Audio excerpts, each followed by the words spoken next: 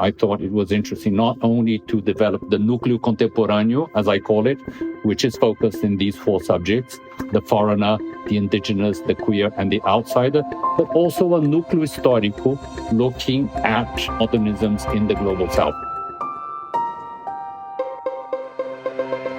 I'm Kate Brown, and this is The Art Angle, a podcast by Artnet News. Next week, the art world will descend into the Venetian Lagoon for the Venice Biennale, the most highly anticipated art event of this year. The Brazilian curator Adriano Pedrosa is at the helm of the prestigious group exhibition, which is now in its 60th edition, and his show includes more than 300 artists and collectives presented in the historic Arsenale and the Central Pavilion in the Giardini. Many of these artists, who are largely based or from the global south, are on view for the first time in these revered spaces. There are multiple ways to look at the show and its title, Foreigners Everywhere, which is inspired by a famous work of the same name by artist collective CL Fontan. It is both an acknowledgement of the artistic positions of exile, of the immigrant, or of the outsider, but also importantly, it asks of the audience to think about who exactly is a foreigner and who is not. The curator argues that deep down, we are all foreigners. And this exhibition, which Pedrosa described to me as a provocation, also comes as the world is facing a multitude of emergencies around the very concepts of exile and belonging. Just as everything was coming together over the last weeks ahead of the April vernissage, I had the pleasure of speaking with Pedrosa about what visitors can expect from Foreigners Everywhere and about his vision for the show. He shared his views on how one should navigate an exhibition of this scale, and we discussed his background as a curator in Sao Paulo, which included organizing pioneering exhibitions of marginalized perspectives and histories during Jair Bolsonaro's populist reign in Brazil. We also spoke about his understanding of what it means to be a foreigner from both a political and artistic perspective. Hi, Adriano. Thank you so much for joining me today. I imagine you're in the midst of a lot of meetings and a lot of running around. Where am I finding you right now? I am in Venice. Thank you for this opportunity to speak to your audience. We are basically beginning to install works in the space, as well as there's been a few artists, 3 artists that are working on very large-scale works, and they have been here for a couple of weeks already. I'm heading to Venice for the Vernissage week, and I'm very much looking forward to your exhibition. It's of a huge scale and with so many artists that I've never had the chance to see their work in person before, so I'm really excited to dive into this today.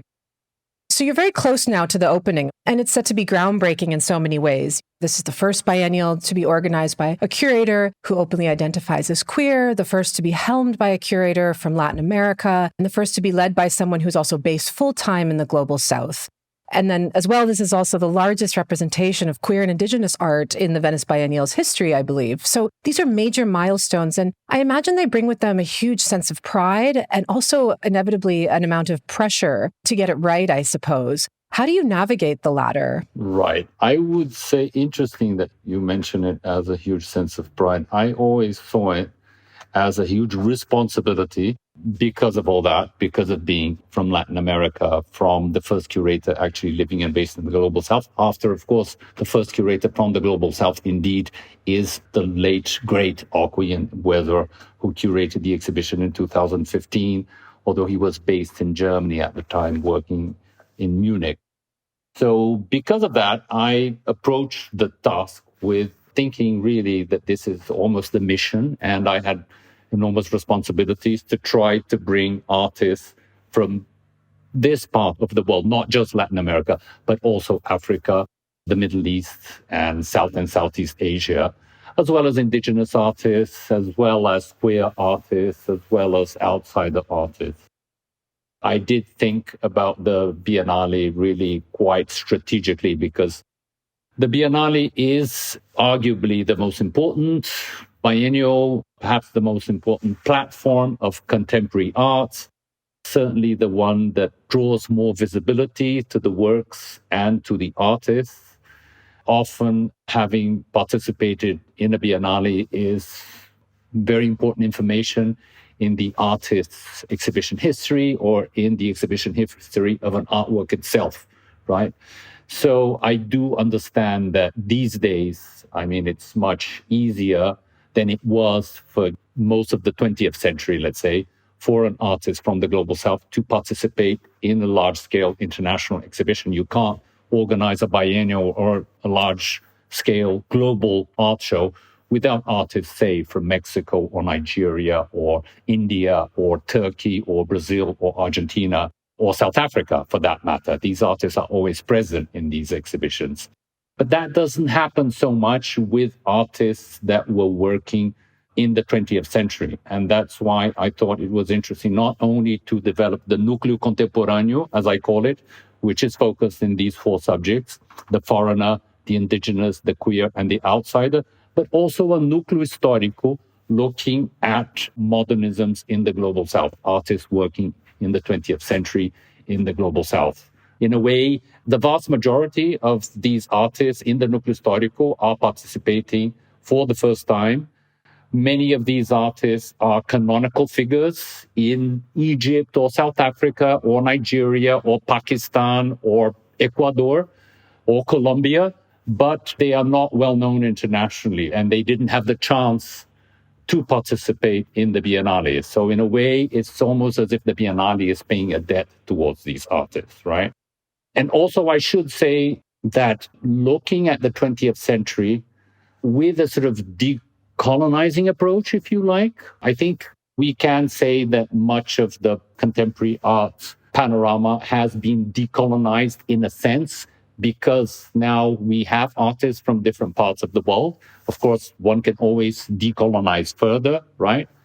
But that doesn't happen so much with the 20th century. And that's why I see it as quite a contemporary position to organize an exhibition devoted to 20th century artists like this one. At least this is how I see it, my approach. It is these artists, they're not well known internationally. So their work, I believe, do have kind of contemporary relevance in that sense.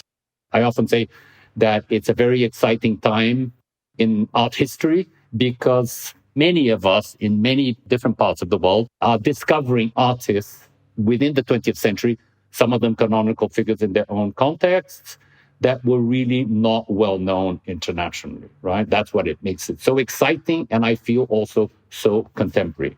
I realize this was a very long answer. Sorry about that. No, I think it was a fantastic kind of introduction to the basic foundation of what you're trying to do. And I think that this term of repaying a debt is such a compelling one. Maybe we can now talk a little bit more about the structure of the show. These thematic clusters, as you say, these nuclei, there's going to be a contemporary and historic ones throughout the exhibition, which is, between the Arsenale and the Giardini. I was interested to ask you about your curatorial strategy in a longer sense, because, those who know your work will recognize that you've done a similar kind of approach with your work at the MASP in Sao Paulo with this ongoing series of exhibitions called Histories.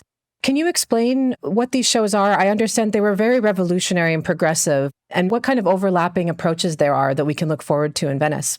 I would say, for example, at MASP, Museu de Arte de São Paulo do Chateaubriand, where I'm artistic director, we have been organizing our exhibition program since 2017. It's always dedicated to a full set of histories. So we've done histories of sexuality, feminist histories, Afro-Atlantic histories. We've just done last year indigenous histories, and this year we have a full year devoted to queer history. So as you see, some of these themes have come up and are coming up in our own program. Most notably, indigenous histories last year. We did a full year devoted to indigenous artists in the program and did a large-scale group exhibition titled Indigenous Histories. And again, this year, which we're just starting, we just opened an exhibition devoted to Grand Fury. And the full year will be devoted to that. But I would say Afro-Atlantic Histories was a very special year for us. It's an exhibition that, in fact, traveled through Washington, Los Angeles, Dallas, and Houston, and just closed in Dallas last month. And there, for example, we looked at relationships between Africa and the Americas through the Atlantic. And there were quite a number of sometimes exactly the same work. We have some exact same works that are participating now in the Núcleo Histórico. We have, for example, Barrington Watson, a Jamaican artist. We have Gerard Sekoto, South African modernist. We have Ibrahim El Salahi, another African modernist, and Dumili Feni and Wilfredo Lam, just to mention a few of these artists that were back in Afro-Atlantic histories in the section devoted to Afro-Atlantic modernisms, which reappear again in the Biennale, in the nucleus historico of the Biennale. But I should say that this nucleus historico also, that harks back to another project that I worked in 1998 in the São Paulo Biennial. I was a very young curator, invited to work with Paulo Heckenhoff, who was a very important curator in Brazil, in what is considered one of the most iconic editions of the São Paulo Biennial, devoted to anthropophagia. And that exhibition also had a núcleo histórico. In Portuguese, it's written with H-I-S, and in Italian with S-T-O. So it does hark back to that historical segment of the São Paulo Biennial in 1998, which was organized around anthropophagia, which is an important sort of concept within Brazilian modernism, that I'm again using it as a possible tool to look at modernisms in the global south, no? And that appears again in particularly the section devoted to portraits and representations of the human figure. It's interesting because, of course, biennials, typically, and perhaps incorrectly, as I think you're probably going to prove, become this referendum on the idea of the ultra-contemporary and the now. But the now leaves out so many people who were left out before. So what do you hope to achieve by working with like a different sense of time? Can you explain a little bit how delineating might open up more possibilities for understanding these avenues of history? Indeed, yes. I think a biennial is mostly devoted to contemporary art, but I'm coming from a history in São Paulo where there were often historical segments and historical positions in the exhibition itself. I also feel that, as I said, these histories are quite relevant and are being discovered right now, are very exciting. What I'm trying to do is really sort of almost a speculative curatorial exercise. It hasn't really been done. It's a draft, it's an essay, it's a provocation. It's definitely not a definitive sort of encyclopedic presentation of such a vast topic, such as modernism in the global south. I do feel that Venice does give us this opportunity to reinvent something and propose something quite ambitious because of the enormous energy that it gathers. Of course, I say that I would have needed like a 5-year research period with a group of 10 advisors to put together something in this broad topic for an exhibition in a museum. But the Biennale does offer us this very exciting opportunity. There's a lot of support from different colleagues who are, happy to advise, but also different funding because it's really quite expensive to put together something like that. And there's exceptional kind of unique visibility. And this is what these artists really need, right? I think everyone, at least Cecilia Alemani, actually, I should say there are some connections between what she was trying to do and what I trying to do. She had historical positions as well.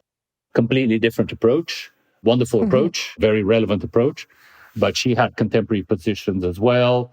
She had her capsules, right? If you recall, I am working with this idea of the nucleo in a quite different manner.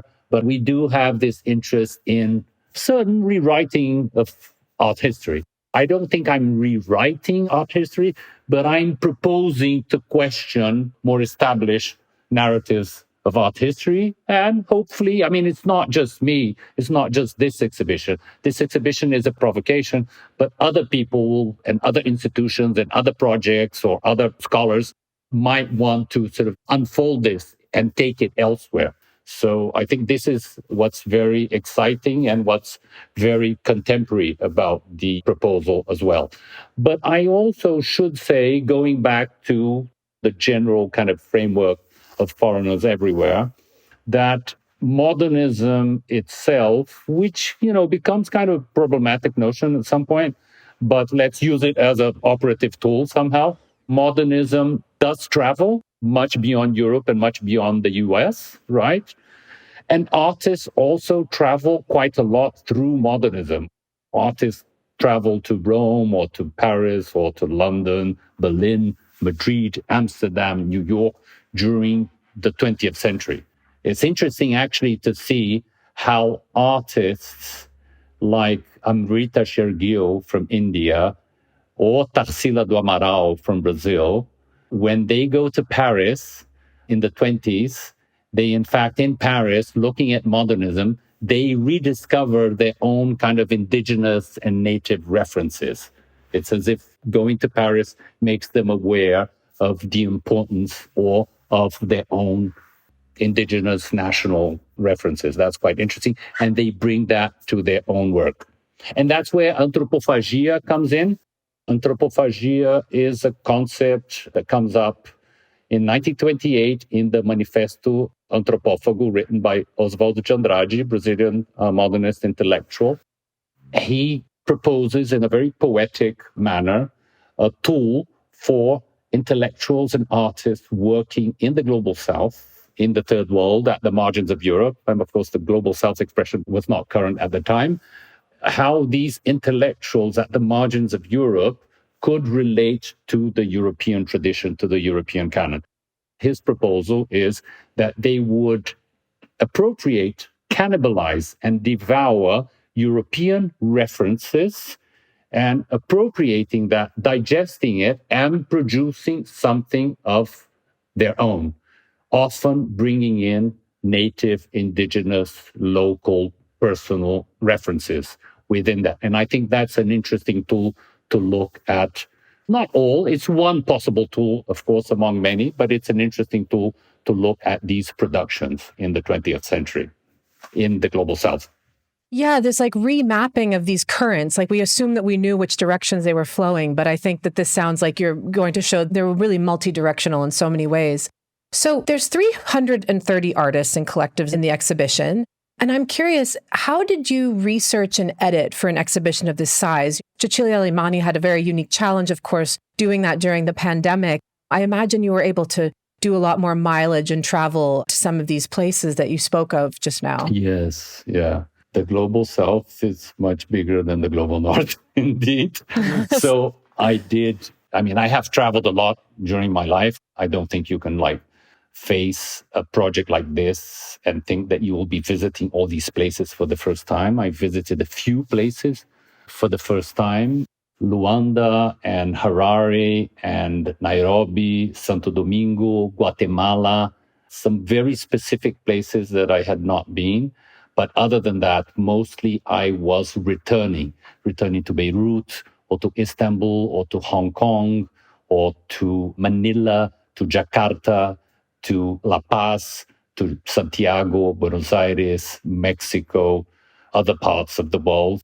I think it's much easier to return, even if you have just a couple of days, at least you have that history of being in that place. And for example, if I go a couple of days to South Africa, I already have the memory and a little bit of knowledge of when I was there a couple of times before.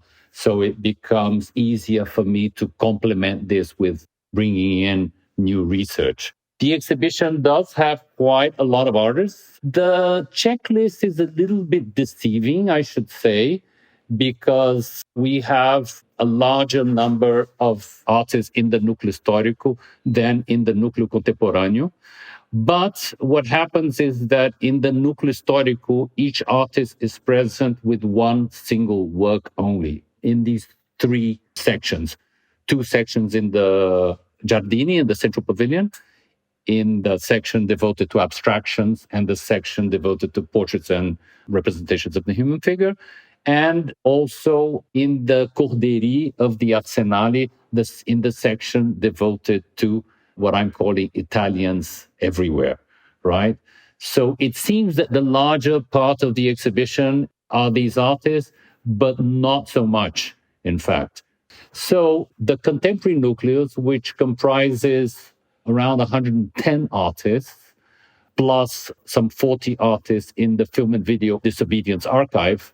They have a lot more space. The works are much larger, or I have the number of works larger. So it's a much larger presence. The Núcleo Contemporâneo in general, although much smaller number of artists, has a much bigger presence in the exhibition. That's why I say when you look at the list of artists, it's a bit deceiving in that sense, because it doesn't correspond to the reality of the exhibition, the presence of the works in the space. I also should say that it was never my objective to have more artists. I would have loved to have fewer artists in the list, but I just felt that these made sense.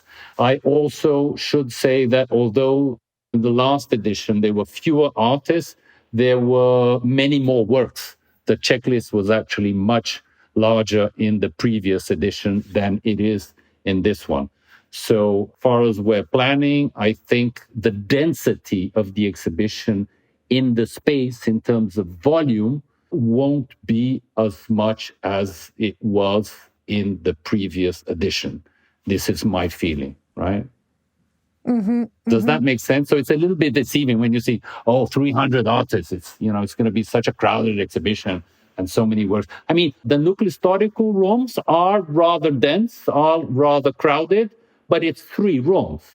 It's like 2 rooms and 1 double room. The portraits is a double room, 1 room next to each other, right?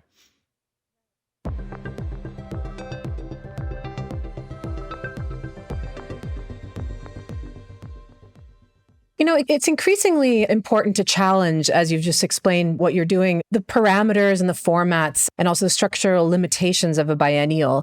I'm curious if there is a recent biennial, or it could be even, longer into the past, that was really foundational for you in a way that changed your view of what a biennial can and should do. Could be an exhibition as well. Well, I think definitely the 1998 São Paulo Biennial.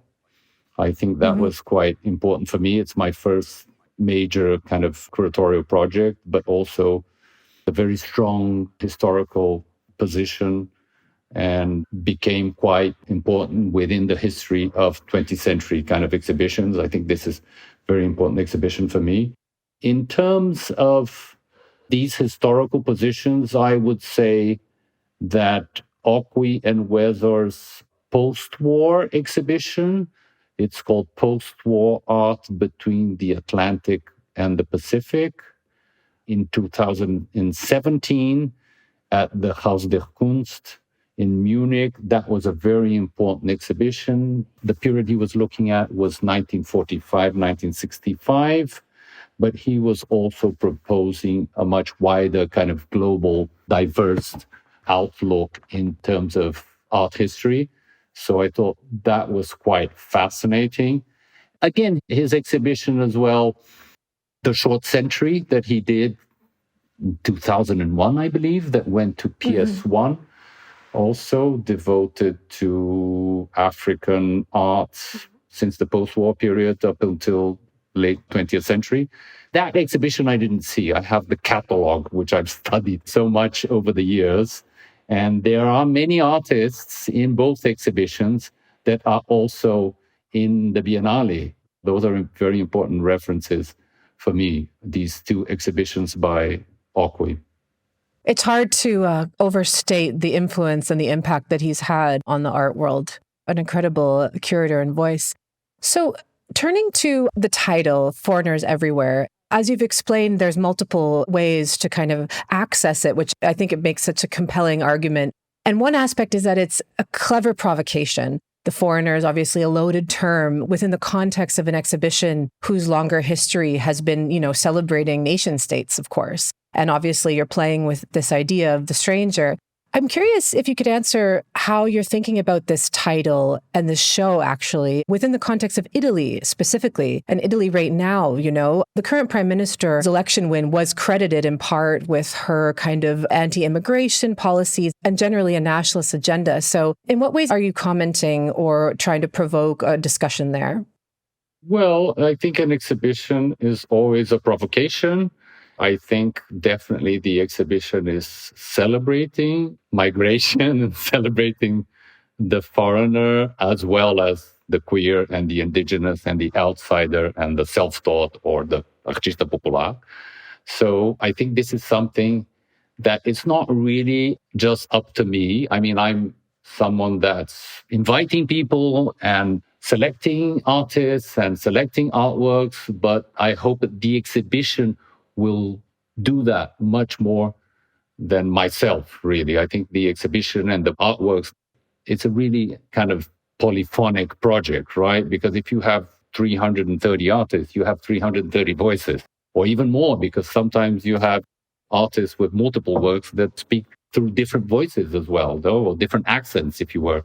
So definitely, yeah, I think this is part of the provocation. No? Can you elaborate a little bit about your view on the name and how you came up with it as well? I understand that you'd had it in your mind for many years, this title. CL Fontan had it in their mind for a long time. When they're in the show, right? Yes, of course. They're in the show and they collaborated quite a lot in the design aspect, in the merchandise, everything. We do a lot of back and forth and collaboration. And I've been working with them for more than, I think around 15 years already. They are a couple, an Italian and an Irishman living in Palermo these days. They were founded in Paris. And they, in turn, appropriated the name of a collective that was fighting racism and xenophobia in Torino in the beginning of the 2000s. And they've been doing this series of neon sculptures since 2004. What the sculptures are basically is the expression foreigners everywhere, stranieri ovunque, in many different languages. There are over 50 different languages. Individual works, individual sculptures, neon sculptures, about maybe 2 meters wide. And they will be presented in a very sort of large-scale installation at the Gachandre space here in the Arsenale in Venice. The exhibition has these 2 main venues, the Corderie in the Arsenale and the Central Pavilion. And the first room where you have the wall text, the introductory text, we will also have 1 neon in English in one spot and 1 neon in Italian in another spot. So the expression itself, yes, I've had it in my mind for a long time. More importantly, going back to another exhibition that I was involved in the past, in 2009, I was invited to curate an exhibition at the Museu de Arte Moderna de São Paulo, the MAM, the Museum of Modern Art in São Paulo. And they organize a biennial devoted to Brazilian contemporary art. And it's called Panorama da Arte Brasileira. And I was invited to organize the 2009 edition. And I thought it was interesting to do something, more provocative and speculative as often. And my proposition was that Brazilian contemporary art was not solely made by Brazilians. It could be art made by foreigners that had Brazilian references or content somehow. So my Panorama da Arte Brasileira only included foreign artists, as if you're doing a Whitney Biennial only with foreigners, non-US artists. That was the idea. Of course, it was a very polemic project. I was accused of not including the Brazilians. In that project, I also had a small residency with maybe 6 or 7 artists that came. CL Fontan were invited. This is the first time I worked with them in 2009. And they came and spent time in São Paulo for the first time. And what they did was 2 neon sculptures. One, Foreigners Everywhere in Portuguese. And the second sculpture was made in Old Tupi language. Old Tupi is an extinct language, indigenous Brazilian language. And the title in Old Tupi became the subtitle of the panorama. The panorama always has a subtitle. So the subtitle was Mamoyuguara Opa Mamo Pupe, which is Foreigners Everywhere in Old Tupi. So in fact, I have done an exhibition, a very different exhibition. It was a completely different exhibition, completely different scale, approach, but with the same title, but in a different language. So this is 2009. Couple years later, I believe it was 2011, one of the very few times that I visited the Venice Biennale, not at the opening. So I was looking around the Biennale and I was thinking how difficult it must be to come up with a framework and a title that has some specificity, that is somehow generous, but is also palpable. This is my humble opinion, but I find that most biennials, they usually have either quite poetic names or cryptic titles. They're not very didactic, or they're not very generous, or they don't provide a lot of specificity. Right. So it's these wonderfully kind of poetic titles that everything could fit under that. I remember talking once to a curator that had worked in the Biennale. He was describing his title, and I said, but is there any artist that would not fit in your title and framework? And he said, no. Any artist would fit. It's just a way of framing it. I said, okay. So I thought, I was trying to do something different. I thought, it'd be more interesting to come up with something that has some complexities, the poetic dimension, a political dimension, but also could be generous and give hints to the people, the audience, of what they would encounter. And that's how I came up with, say, okay, foreigners everywhere, be wonderful, because it's coming from Italy, right? The Stranieri Ovunque. But I never really thought I would do the Biennale back then. Visiting the Biennale on your own, when you're not at the opening, you have a lot of free time to think about the exhibition and the works. So I was visiting, and I, almost as a curatorial exercise, came up with that expression. So I've had it with me for a long time. And it's always been a joke sometimes with a couple of friends. It's, if you do the Biennale, I say, I have a concept already. I have it. Or for Italy or for elsewhere. But Italy, I think it's even more site-specific because of the Torino reference, because of the Mediterranean, because of North Africa, because of Clairefontaine. So it's always been like a possible title. But when I got the call from the president, Roberto Cicutto, back in October 21, he was starting to interview different people. He then spoke to me and I said, okay, Stranieri Ovunque, let's begin to think about that. And then I started to unfold it and started to complexify it. Because at first I thought, it could be just an exhibition just with foreigners. And then I thought, okay, I think it's interesting to maybe try to unfold this in different ways, because just foreigners for like an exhibition as large as this might be redundant. That's how I got unfolded into the queer and unfolded into the outsider, unfolded into the indigenous, because the indigenous is often treated as a foreigner in his or her own land. And also the nucleo storico. I thought, it was interesting to put together a nucleo storico. Again, going back to the Biennale São Paulo that I worked in under Paulo Heckenhoff in 98. That's fascinating. Yeah. And it's a great title in the sense that you can also zoom in, of course, like Venice being this place that's entirely full of foreigners half of the year. I think the population like triples in summer or something. But, you brought up Roberto Cicutto, and something that he said that I thought was a really interesting point in the introduction of your concept earlier this year. He said, no curator in picking the theme of their exhibition seeks to directly engage in a hot topic of discussion. Your exhibition, however, you couldn't have imagined it at the time, but is going to be read against a massive displacement of Gazans. There's a war in Ukraine still ongoing. There's a lot of conflicts unfolding across the globe. And this term, of course, can be read as an umbrella, a rallying call for all of these. And so, I wondered, how are you working through that? And how do you navigate the kind of projections that will be brought into this show? And, potentially also political statements and actions that might take place?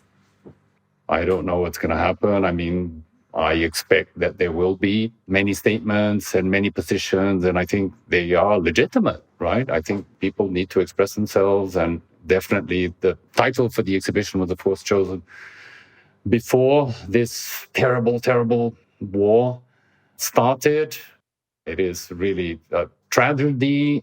When the war started, the exhibition was pretty much finished, and the artists all invited. And you mean the war in Gaza? Yeah, the war in Gaza.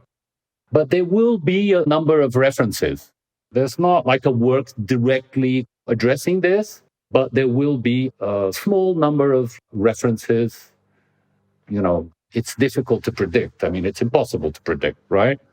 We didn't know we would be in this situation 6 months ago. And I don't know what kind of situation will be, at the opening, right? I think these are dialogues and debates and conflicts that happen in the world, and the exhibition will run parallel to that. And, if these manifestations occur, we'll just have to digest it and understand it, and if needed, address it somehow, right? There's not much I can say because, I can't really predict. Of course. I was thinking that, you created a very successful program that was also very provocative within the context of Bolsonaro's Brazil as well. So I imagine that you acquired some learnings through that. Is there anything that you're carrying forward from that experience towards the biennial at all?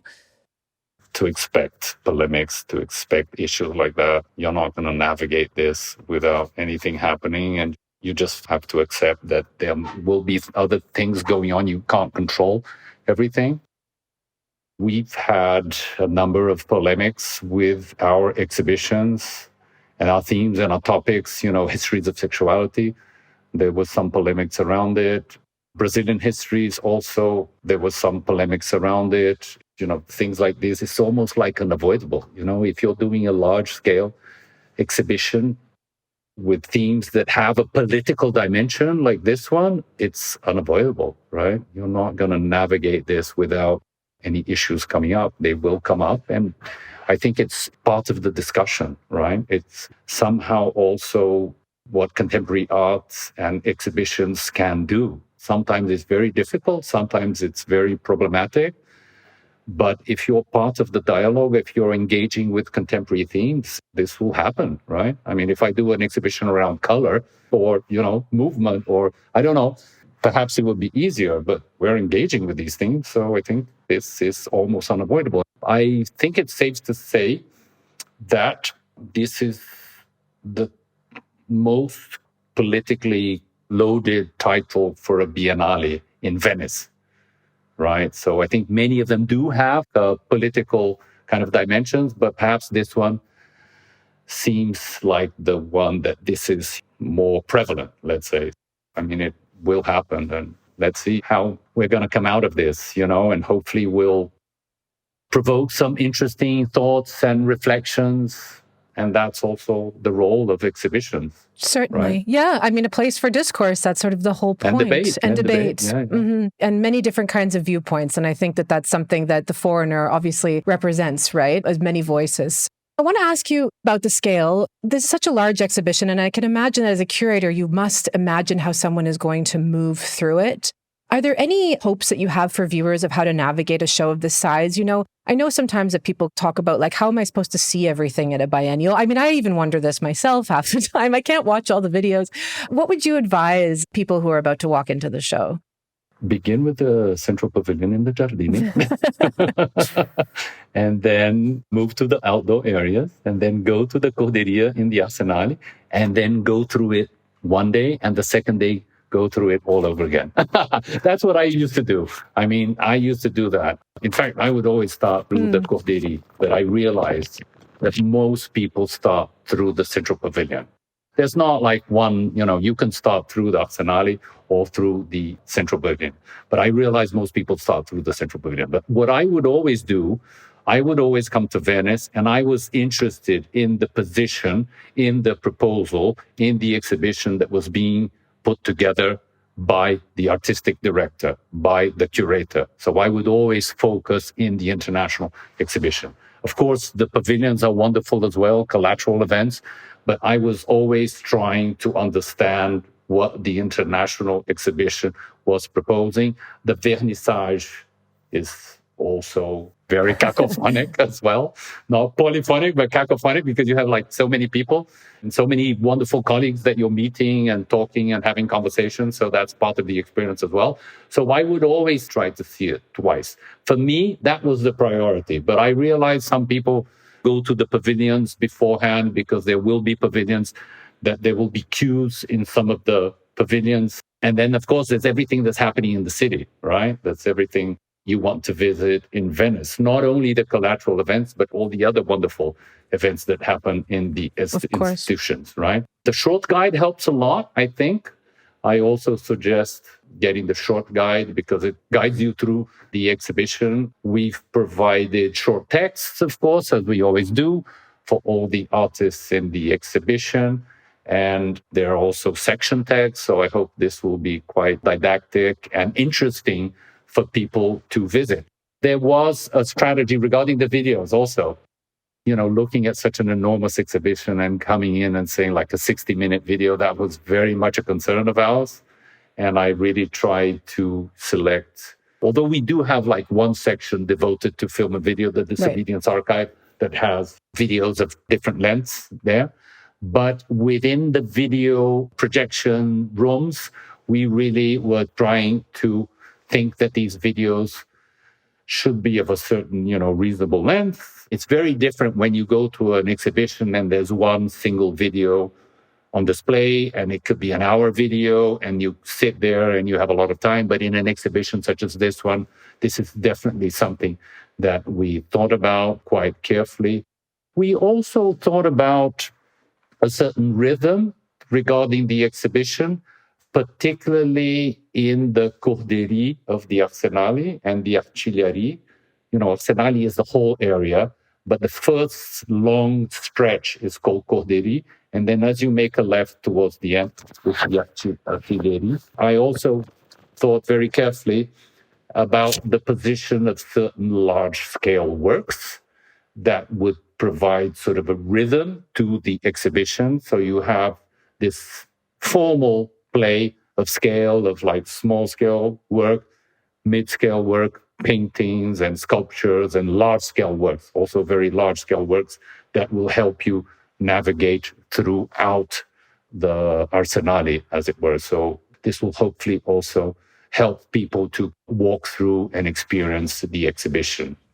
Fantastic. And also not to be missed is the performances that are going to occur at the opening and closing, as well as some outdoor projects too. Yeah. So we have the international exhibition. That's what I'm saying. Main venues always is the Corderie and the Artiglieri of the Arsenale and the Central Pavilion.